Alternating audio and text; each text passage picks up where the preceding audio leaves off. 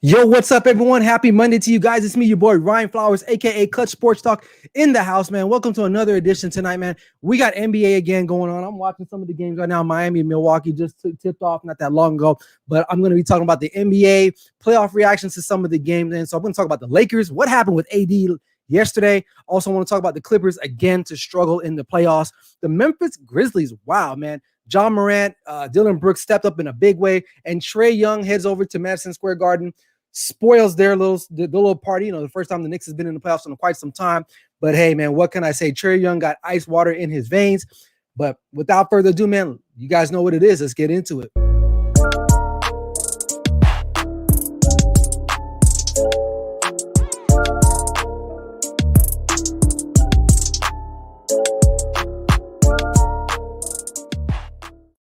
What's up, everyone? How you guys doing, man? It's me, your boy, Ryan Flowers, a.k.a. Clutch Sports Talk in the house. I am streaming live right now on Facebook, Twitter, and YouTube. I don't have the Instagram on tonight, man. My phone battery was pretty low, so I was like, hey, what the hell? I'll just forego it tonight. But anyway, make sure you guys, right now, if you're watching, drop a comment. Make sure you share what the stream right now, man. I definitely appreciate that. So, but without further ado, man, got another great show for you guys tonight. We got NBA action all tonight. So we're going to be talking about that. I mean, straight up, how can I not? I mean, there's some other stuff going on in the world, but NBA is taking over the airwaves at this point in time. So first and foremost, I want to kind of get into the Laker game. The Lakers and the Phoenix Suns squared off yesterday in Arizona. Afternoon start time, it was like 12:30 or not so.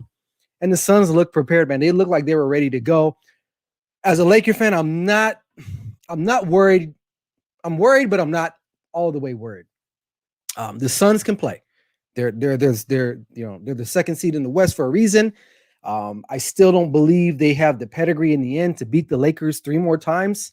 I think the Lakers can win 4 games in a row, possibly. I mean, if you look back to last year, look what happened with the Portland Trail Blazers. The way they kind of came into the bubble, they staged off elimination. I think they played in the play-in game. I believe they beat Memphis Grizzlies, and then they matched up with the Lakers, and then they won the first game, and then they literally lost the next 4 straight. I'm not saying this is the same situation, but I think the Lakers can do it. But one thing is for sure, Anthony Davis is going to have to step up. He is going to have to be Anthony Davis. Now, I will say this. He is not the same Anthony Davis from last year. He missed a lot of time this year. Injuries. Before the injuries even occurred this year, he hadn't really been having the best season, okay, prior to that. But if he wants to consider himself one of the best players in the league right now, you're going to have to score points, man. You're going to have to beat up on DeAndre Ayton and Carroll, and guys like that. Whoever's guard, I think his name is Carroll. Or excuse me, Crowder. Sorry, Crowder. I mean, yesterday, I don't even want to look at the stat line. He knows he didn't play well. We all know that watching that game. And here's the thing. Excuse me. The Lakers were still in that game late. I mean, when I was watching, I didn't feel like they were going to come back, but it's not like they were getting blown out either. So definitely the Suns, Devin Booker, with his playoff performance, his debut, I mean, he balled out, 30 plus points. Is he going to have another night like that? Who knows? I doubt it. Well, maybe so. LeBron's going to have to probably bear some more of the workload. But this is what LeBron does. I mean, we see him do this time after time. The first game, he kind of almost like, it feels like he concedes the first game.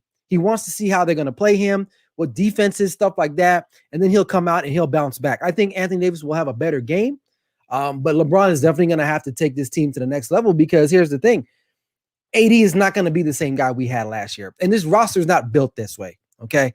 And the Lakers really their defense wasn't as bad yesterday, but it's definitely going to have to be a little bit better. I think Andre Drummond, I still don't know where he fits in all of this. I think his role is very peculiar because I don't know where he fits. I don't know where he fits, but one thing is for sure. They have to use size to their advantage. They have 2 big bodies in Andre Drummond and Anthony Davis. You got to get in the block.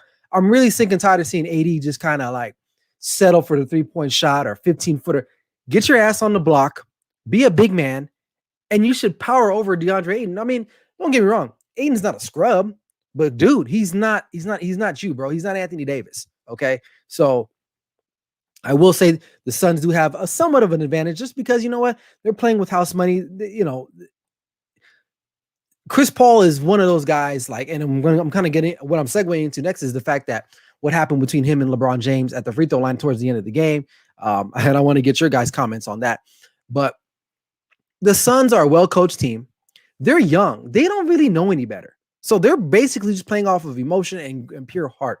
And I think if the Lakers can manage to win game 2, which I believe is tomorrow, the series will come back to LA. They'll probably win another 2. They'll probably win the next 2 at home, maybe drop another one. But as Alex Rusher says, he likes the Lakers to win in 6. LeBron will show up. Yeah, I mean, at some point, LeBron will show up. He didn't, like, I think he scored like 20-something points, which, you know, by all means is a good stat line, but not for LeBron. Like, we didn't really see him take over when he needs to. One thing we know about LeBron is like he likes to get everyone involved first, and then he goes for his.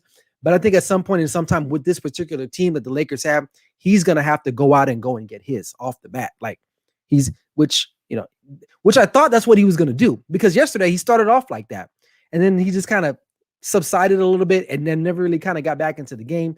But I don't know if he was allowing AD to kind of get in the flow, and AD never really got into the flow. I mean, at one point, AD was like 3 for 11 from the field with like 5 points, and that was like the third quarter. So AD definitely is going to have to step up for sure in order for the Lakers to have any shot, not even beating the Phoenix Suns, of just even surviving the West, just because I'm looking at some of these other teams. And it's not even so much the skill. You just look at some of these teams just have the heart, man, and they have the pure grit, that I don't know if the Lakers really have it because they won that championship title. So I don't know. We'll just have to wait and see.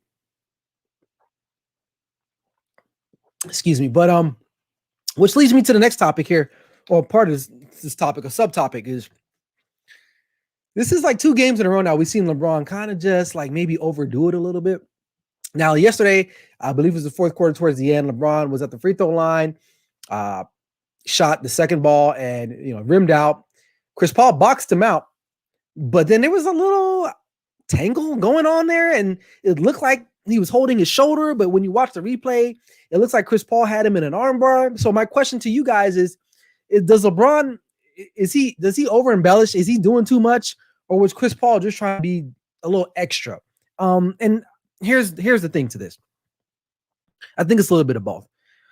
I mean, LeBron the other night, Friday night, when he hit that game winner against the Warriors, he was saying he saw 3 baskets and blah blah blah. And we all know LeBron is big for theatrics. And then we also know Chris Paul does push the envelope. He plays on the very edge, never really goes over, but he plays to the edge. And maybe there was some gamesmanship there. Maybe he was trying to be crafty and try to put him in armbar. I don't think he was trying to hurt him, but LeBron definitely took the time to actually to kind of just make sure that everyone knew that he was injured. So I don't know if he's setting something up for the future or that's just what LeBron was doing. But Chris Paul definitely, I've seen him many a times push the envelope. Definitely push the envelope. So it's just funny because LeBron was just lying in pain for like almost over a minute, close to 2 minutes, right? And just sitting there. And I'm just like, and I watched the replay and I was just like, dude, what exactly happened? I didn't think it was even that bad, but the way he was writhing in pain on the ground, it was like, I thought maybe he dislocated his shoulder. I thought he landed on his shoulder, but he actually didn't. So LeBron, I don't know, man. It's just, I think maybe him moving to LA, to me, maybe he's become too Hollywood. He just did the Space Jam movie. Maybe he's just doing a little bit too much. As William Flowers says here, he says, LeBron is doing too much. He sure is. I think he is. And speaking of not doing too much or not doing much at all, LA Clippers, man, what's going on with them? For you Clipper fans out there, I'm sorry, but again, I mean, I know the series just started. They're only down 0-1, and so it's like the Lakers and many other teams. But it just feels like they're heading down another road of where they just can't get out of the way of themselves. I mean, Dallas, I mean, the rumor was that they tanked the last 2 games. That way they didn't have to play the Lakers and blah, blah, blah, blah, blah. But it's like, you got to be worried about the Mavericks. I mean, Luka Doncic is out for blood. They lost to them last year in the bubble. A lot of people felt if Porzingis was healthy, they might have won that series, and the Clippers would have never been able to move on and lose to the Denver Nuggets in the not the Western Conference Final, but the semifinals. So, and Luka, I think, had a triple-double, if I'm not mistaken. He went off on them too, and they have no answer for him. And you would think, well, they should, Kawhi Leonard. But here's the thing with Kawhi, man, and Paul George. They're really good players, and Kawhi showed that he can win a championship. But for this particular team, and I've said it time and time and time and time again. He is not the right guy for this team. Paul George is not the right fit to go with Kawhi Leonard, right? Because Kawhi Leonard is not a vocal guy. And for a team to be as talented as they quote unquote are, they suck. They suck down the stretch of games. I mean, they literally do. There's guys on that team that, especially like Paul George. I mean, I'm done with Paul George. I mean, let's just be real. They interviewed him after the game. He's like, no worries, blah, blah, blah, blah, blah. We're going to keep playing, which, that's what they're all going to say. But deep down, you have to have some reservation as a Clipper fan. Is Paul George just not going to show up again? And if that's the case, what do you do with this team next season if they, in fact, lose the series to the Dallas Mavericks? What do you do? Do you keep Kawhi? Does Paul George stay? How could you? This team is the same. It's going to be the same chemical makeup. They added Rondo in the trade deadline or whatever they did, and really, it was a great move, but was it really a great move? Because what benefit can he offer to this team? There's definitely some underlining problems going on in this team. I know Coach Lue has a championship, but obviously because of LeBron and Kyrie, not because of his ability to manage. But honestly, and Alex Lesher makes a good point. I see Kawhi Leonard will be leaving the Clippers and opting out of this contract, because that's who he is. He's almost like a mercenary at this point. Instead of him coming to the Lakers, which would have been a much better fit now in retrospect, because then he doesn't have to do much. LeBron will be the leader. AD will be the other guy. And all he has to do is come on and do his thing, which is what he does anyway. But on this team, when he's the guy, it doesn't work. Well, people say, well, Toronto didn't have another superstar. No, they didn't. But they had Kyle Lowry, who was a veteran staple in the Toronto Raptors franchise. He was the leader of that team. Who was the leader of the LA Clippers? Patrick Beverley? Please. He's not a leader. Rajon Rondo? No, he just got there. So from a player standpoint, who's the guy that you're going to go to? Who's going to get these other guys in line? It's not going to be Kawhi Leonard, because honestly, I don't think he really cares that much. So it just is what it is. And where would he go? Some people in the comment section saying the Knicks, the Bucks, the Warriors. The Warriors would be interesting. The Warriors would definitely, but I don't know if they can afford him, because they're paying Clay a lot and they're paying Curry a lot. So the Knicks could also be a spot. And the Bucks, I don't know if anybody want to go to the Bucks, because especially right now they're winning big time against Miami. So they, but still early. It's 35-14, 2 minutes left in the first quarter.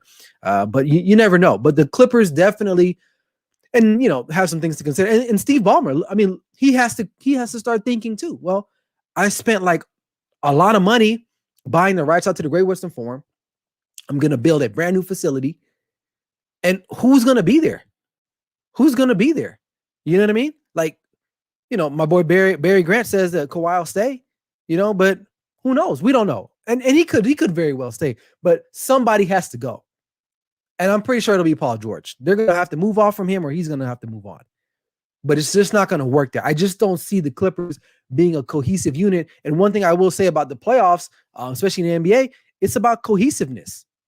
Talent will get you so far, but you have to have a good team to play together. And I'm still concerned about the Brooklyn Nets, which I'm not going to talk about tonight, but maybe down the line, maybe sometime this week, I'll talk about them. But as far as the Clippers are concerned, I just don't see them. And look, I used to be a Clipper fan way back when, and they just disappointed me so much, I just moved on. I'm from LA originally, so I've always supported LA everybody, but I was a Clippers fan.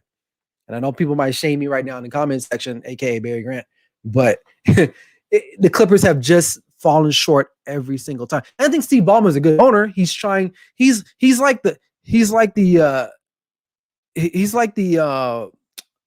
Steve Ballmer.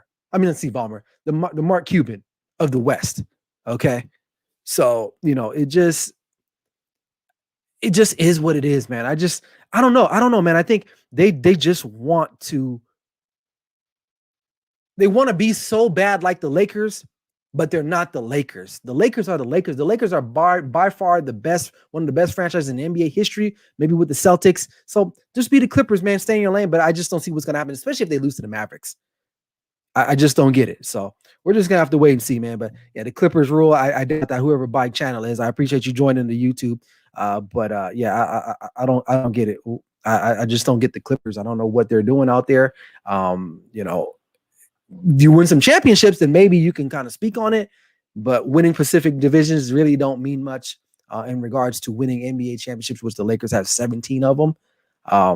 But I will say the Clippers have grown as an organization. They're not the lowly Clippers, but right now they're kind of like the underachievers, even with Kawhi Leonard. I mean, literally going into last summer, or actually in that summer, or excuse me, the season before, we all thought the Clippers were going to be the team, man, and they fell short again. So I just don't know what to think about them. Well, one team I will say though, moving on, the Memphis Grizzlies. And just last week, I've been praising John Morant because I feel like he doesn't get enough credit. I think everyone is swinging from Zion Williamson's nuts. And Zion Williamson is a great player, but this guy, John Morant, is the guy. The league is a wing guard league, not forwards, okay? Yeah, the stat line will say Zion Williamson scores a bunch of points, but how many of those are just like layups and putbacks and stuff like that? His athleticism is great. I won't deny that. He's a phenomenal player. But John Morant is getting it done. If you watched that game last time, hell, if you watched the game on, I believe, was it Friday night? Friday night against the Warriors, that play-in game? Come on. John Morant is legit. Now, his three-point shooting is not the best. I think he shoots just above 37%, which, okay, it's not too bad, but it ain't great. But his ability to slash and make decisions in the paint, it's pretty damn good, man, for a guy in his second season in the NBA. And then Dillon Brooks went off last night. I think he went for like 37 points in his playoff debut. The Jazz are in trouble. And I know Donovan Mitchell was a kind of a healthy scratch. I know he's coming off the ankle sprain, but he will be a go for the next game, I think tomorrow night. So we're going to see. The Jazz really needed Donovan Mitchell last night, which, that's common sense. You don't need to know basketball to understand that. Now, Bogdanovich had a really good game. He kind of carried the Utah Jazz, but you can see down in the stretch where they didn't have a guy that they can go to and get a bucket. And not only did they not have that other guy, they didn't have that guy to play defense. Donovan Mitchell is an all-league NBA defender, okay? Maybe he matches up on John Morant. Maybe he slows him down. But to get back to the Memphis Grizzlies, this is another young team that people need to make notice, to take notice. I mean, with Brooks, I'm not saying Brooks is a superstar, but John Morant, Jaren Jackson, who missed a lot of time this year, he's working his way back into the lineup. Valanciunas is a very solid center. Kyle Anderson, aka Slow-Mo, really good, role player. I'm not saying they're going to go out and win titles, but I will say this is a strong team. And honestly, man, I was kind of wrong about them. I didn't think that they were going to be that great, but they're doing what they need to do. Okay, so do I think they win the series? I don't know. I don't know. So, but we got Bike Channel. He's obsessed with my hair right now. So he says that he needs to fix my hair, but that's great, Biker Channel. But how about you put your picture on your YouTube page and then we'll go talk about that. But anyway, hecklers, man, what can you do? Haters, man, haters are going to hate, but either way. But John Morant, dude, it's like Zion Williamson, again, gets a lot of credit, but he's not putting his team in the playoffs. He's not putting his team in the playoff. John Morant is willing his team. If you didn't watch that game Friday night against the Warriors, he's literally willing his team. He's willing his team. So it is what it is. So, and my boy Barry Grant says, Utah Jazz just have to laugh. I hate being right. Yeah. I mean, I think we all could appreciate what they did. They had the best record in the NBA. I get it, but it's playoff season. It's playoff times. And you need that superstar. You need somebody. And I don't know if they can go out and get it. Rudy Gobert was crying a little bit about the referees last night. Just didn't make any sense to me, man. A lot of crying, all this stuff like that. It's like, just play the game. Rudy Gobert was saying, I didn't know how to play the first half and the second half. It's like, you just got to play your game. You just got to play your game, man. And obviously, if you get 2 quick fouls, then this is what I can't do. This is what I can do. But you, as one of the better players on the team, you have to be able to play within the confines of however the game is being officiated. And he did it. And he ended up fouling out. But the Jazz is a great story, of course. They're a great story. But, that's all it is. They're just a great story. I don't think anybody really takes them seriously. And if they somehow do manage to win this series, they'll probably end up losing in the second round. But the Memphis Grizzlies are definitely hungry. John Morant is waiting. He's biting at the bit. They literally took over that game. They didn't start off that way, but literally when they got settled into the game, it is what it is. So, the Jazz are a great franchise overall. We haven't really seen them just go into the tank, but these young guns, man, John Morant, I mean, literally, I can't say much about this dude. I mean, I respect his game. Does he need to improve his shooting? Yeah, of course, he has to improve. But I just feel like he doesn't get enough credit just because I don't know. You guys tell me what it is. I don't. Why do you think John Morant doesn't get enough credit? Let's see what my boy Barry says. You know how I feel about Rudy Gobert. They're really in trouble because they don't have the toughest to battle him. Yeah, right now the Memphis Grizzlies are a lot tougher. They're a lot tougher than what I thought they were. I thought they were a good young gritty team, but what I saw last night, honestly, man, the Lakers are lucky they beat the Warriors because there's a good chance that the Lakers probably could have lost to the Memphis Grizzlies in that playing game on Friday night if it was the Lakers were going to be playing instead of the Warriors.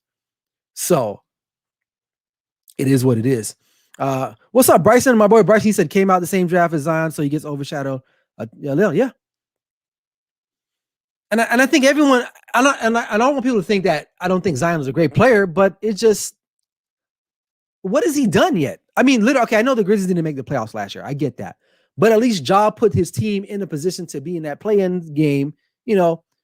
Literally, Zion Williamson, he had his better year to year, but the better season this year. But it's about what are you doing for your team? And a lot of people, a lot of experts think this guy is going to be transcendent. I just don't see it, man. I just don't see it. My boy Alex Usher says the Jazz will never win a championship. No one wants to play in Utah. It's not a big market. I want to say yes and no. I think you can win in small markets. It just depends on who you have. I mean, you look at Cleveland. Cleveland is a small market, but they had LeBron. It just depends on who you have. So I'm not quite sure. I don't know how I want to really answer that. I mean, could you win and be successful in small markets? Yes, because obviously that's happening right now. But to your point, can they win championships? Yes, I think predominantly the bigger markets win championships because they can attract those bigger free agents. But in the end, it just boils down. If you get lucky and you draft like a LeBron, can you get a guy like that? Alex Usher comes back and says Ja plays in Memphis. Once they go deeper in the playoff, he won't have to say anything. Yeah, that's a good point, Alex. That's a good point. That's definitely a good point. But he's definitely on display. He's definitely on display. And Bryson says, I think the Grizz will be a top 4 seed next year. Yep. And that's a strong possibility. It's definitely a strong possibility, because we don't know what's going to happen in these playoffs yet. What if they win the season? Maybe they go deeper. They get more confidence. But John Morant, mark my words, is going to be one of those. I mean, he's a point guard, right? I mean, he's one of the top point guards in the league right now that we don't even really talk about, to be honest with you. So, we'll just have to keep it moving from there. But anyway, last topic of the night, man. The New York Knicks versus the Atlanta Hawks. Tre Young went off, and he put himself into some very rare company. But before I talk about that, I want to talk about the New York Knicks, man. First and foremost, I'm not a Knicks fan. Not because I don't hate him or anything like that. I've just never really been a Knicks fan. But I will say this. I am very, very pleased to see that the Knicks are in the playoffs. I think I said this last week. It's very good when you see like the blue blood teams like this, like the Knicks, the Lakers, even the Celtics in basketball. You want to really see those teams because it just feels better. And if you happen to watch that game last night, the Madison Square Garden was rocking, dude. I mean, it was rocking. And they had the little organ playing. I remember listening to that organ or that little or whatever it's called, organ, piano, whatever the hell you want to call it. When the Bulls would play the Knicks in those playoff games and Spike Lee would be going crazy. Like, those are some good games. And the atmosphere was, I think that was the best game of the weekend just based off of atmosphere. I mean, that game was good. It was great. And it came down to the wire. Unfortunately, Tre Young decided to spoil the party for the New York Knicks. And they ended up taking the game. Now, when I looked at this matchup from the beginning, I was like, well, okay, the Knicks are they're the higher seed, of course, right? So they have the home court advantage. But when I look at the roster overall, I honestly felt like the Hawks had better players overall. And I think the Knicks, their scheme, I mean, their strategy works well for them. I mean, Tom Thibodeau, is a hard-nosed coach. They pride themselves on defense, which they didn't really do a good job last night. They couldn't contain Tre Young. I think they need to come out and probably double team him more. And there was a questionable call at the end where in which the shot that the game winner made by Tre Young, Tom Thibodeau put in, I believe, what's the guy's name? Frank Ntilikina, I think his name is, who had played all game. I mean, he'd been sitting there for 3 hours cold, puts him in to guard him. And I'm thinking, Why would you do that? The guy ain't been in the flow of the game all night. Why would you put him in at that particular spot to do that? So I just don't understand that. But anyway, but Tre Young, I mean, he kind of, for his playoff debut, I mean, he dropped 30-something points. It put him in some very rare company with like LeBron, I believe Michael Jordan, Derrick Rose, Chris Paul, guys that all scored 30 points in their first playoff debut, which is pretty remarkable. So do I think he's going to be, the next great thing? No, but I will say this about Tre Young in his season this year. He stopped trying to be Steph Curry, pulling up from everywhere on the damn court, like half court on the other side of the court. He's playing within his own confines of his own game. He can still shoot. He's a great shooter. And he has an ability to get into the paint, which really killed the Knicks last night. And which, I think the Knicks will be better. Julius Randle's definitely going to have to play a lot better. Not to say he played terrible, but he's going to have to be damn near and perfect. Because I think at the end of the day, the Atlanta Hawks have a lot better talent overall. Better talent. I'm not saying they're a better coach, but they definitely have better talent overall. But it was just good to see the Knicks, because they had a full house. You saw Quincy, what's his name? Quincy Morgan, I think is his name. Joe Morgan, Quincy Morgan. They were out there celebrating. Like it was a cool environment. It was nice to see that. I really enjoyed watching them. So, but I don't think they'll end up winning the series. I think these teams are a little bit too close for me to call, but I do like the Hawks' overall talent. But I think the Knicks will come out better. They'll have a lot more energy. They're going to play tough for defense because, when you lose a game like that, because really they probably should have won the game. I mean, the game was there for them to win. They couldn't handle it. But I just think that it's just two different contrasts of styles. But I think the Atlanta Hawks style is going to probably win out in the end, just because they have a guy like Tre Young who can go out and get a bucket. And I like Julius Randle. I think he's had a great season. I think he's up there. He's got my vote for probably most improved player. He's definitely helped revitalize that organization in New York. And like I said, it was good to see New York do their thing, get back, and hopefully they win the game. I really hope this series goes to 7. I think it'll be great for TV to get a Game 7 back in Madison Square Garden in New York City, prime time. I think we would all enjoy that. Based off of what we saw. So, but it is what it is. But definitely Tre Young, I'm not saying he's a Hall of Famer, but he definitely put himself in some rare company with guys that scored 30 points in their playoff debut. And it is, it sucks too. If you're a Knicks fan or, you've been in Madison Square Garden, a lot of players like playing there. So, you're going to get their A game. And for him to be playing, he's played there before, obviously in the regular season, but this was his playoff debut. I mean, how many people can we list had some of their best games in Madison Square Garden? I mean, tons of people. So it's no shot at the Knicks. I think a lot of players want to play there and do their best. Why? Because it's considered the mecca of basketball.